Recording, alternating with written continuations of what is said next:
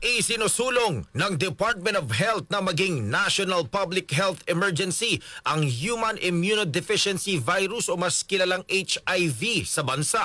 Kasunod dito ng biglaang pagtaas ng kaso ng HIV na hanggang 500%. Dahil dito, Pilipinas na ang may pinakamataas na bilang ng bagong kaso ng sakit sa Western Pacific Region.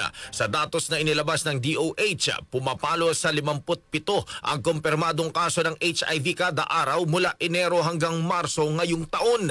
Kaya naman pinapayuhan ng DOH ang publiko na agad na magpa-HIV test sakaling magkaroon ng sintomas, lalo na't libre ito at confidential ang impormasyon.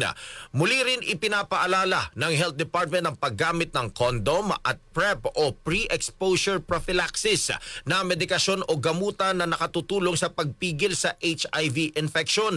Maigi rin ang pagkonsulta at pag-inom ng antiretroviral therapy para sa mga mayroon na o tinamaan na ng HIV.